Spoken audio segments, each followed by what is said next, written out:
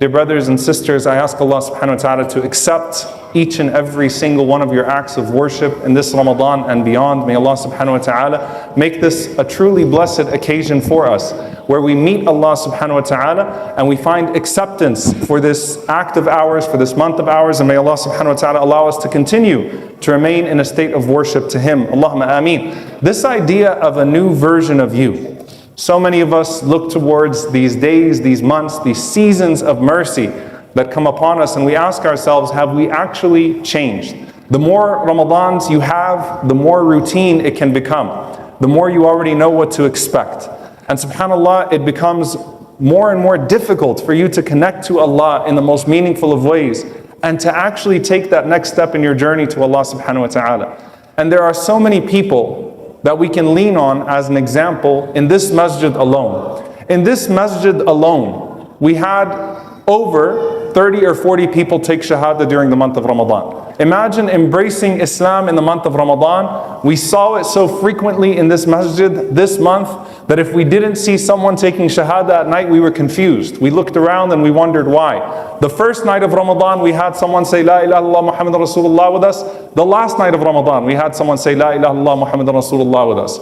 All of these things teach us that it is not only possible to take that next step to Allah in this particular month and beyond, but that there are people who are starting this journey and that are willing to do whatever it takes to achieve the pleasure of Allah subhanahu wa ta'ala and to achieve that eternal happiness that we speak about.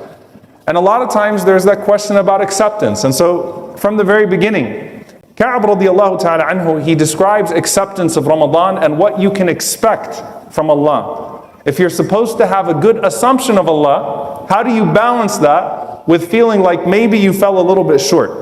Ka'b radiallahu ta'ala anhu says, Man sama Ramadan wa huwa yuhaddithu nafsahu idha aftara ba'd Ramadan alla ya'si Allah dakhala al-jannata bighayri mas'alatin wala hisab. He said, whoever fasts the month of Ramadan and says to themselves in the month of Ramadan that I will not return to any form of disobedience of Allah, I refuse to go back to old ways before Ramadan, that person will enter Jannah without any form of questioning, without any form of accountability.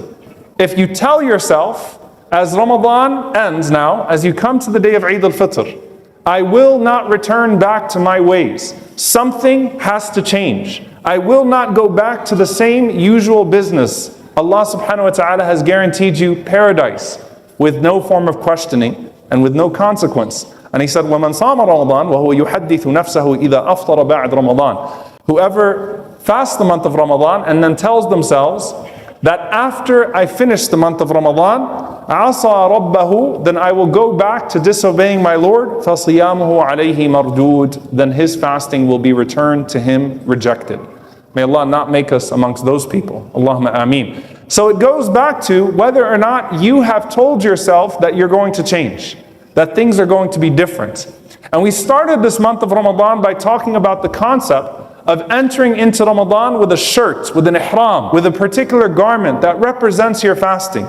And the new you, as Al-Hafidh ibn Rajab rahimahullah mentions, is what your garment looks like now, beautified after the month of Ramadan. A level of Quran, a level of remembrance, a level of coming to the masjid. Some of us come to the masjid more in Ramadan than we come the entire year. Some of us read more Quran in the month of Ramadan than we read the entire year. And certainly, we stay away from sins in the month of Ramadan perhaps more than we do the entire year.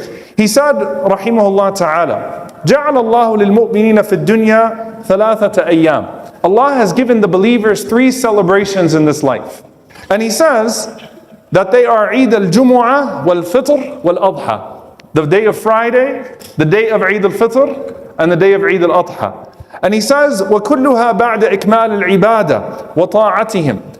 That all of these things come after we have a season of worshiping Allah subhanahu wa ta'ala and doing good deeds. There is no such thing as a free celebration in Islam. Your celebration comes after work because it is a representation of the way that you live your entire life. And he says, وَلَيْسَ الْعِيدُ لِمَنْ لَبِسَ الْجَدِيدِ بَلْ هُوَ لِمَنْ طَاعَتُهُ تَزِيدُ. He said, Eid is not for the one who wears new clothes. Eid is for the one whose good deeds have increased. وَلَا لِمَنْ تَجَمَّلَ بِاللُّبْسِ وَالرُّكُوبِ بَلْ لِمَنْ غُفِرَتْ لَهُ الذُّنُوبِ. And it's not for the one who beautifies themselves with a new garment and a new ride, but rather it is the one who has been forgiven for their sins. And he goes on to say, وَأَمَّا عِيدُهُمْ فِي الْجَنَّةِ. Their Eid in Jannah. Their Eid in Jannah. May Allah subhanahu wa ta'ala make us amongst the people of Jannah. وَأَمَّا عِيدُهُمْ فِي الْجَنَّةِ فهو وقت اجتماعهم بربهم ورؤيته سبحانه وتعالى في حضرة القدس فليس شيء عندهم ألذ من ذلك. You know what Eid looks like in Jannah? Eid is when Allah gathers us for the very first time to meet Him in Jannah.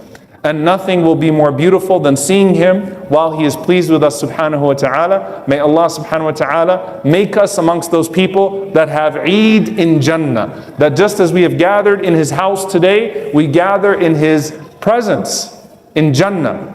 And we celebrate what Allah has given us of a reward that we did not deserve, but that we counted on Him for.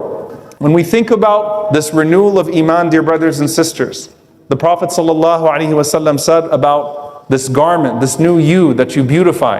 He said, إِنَّ الْإِيمَانَ لَيَخْلَقُ فِي جَوْفِ أَحَدِكُمْ كَمَا يَخْلَقُ الثَّوْبِ. He said that faith gets old for you. It wears out the same way that your garment wears out.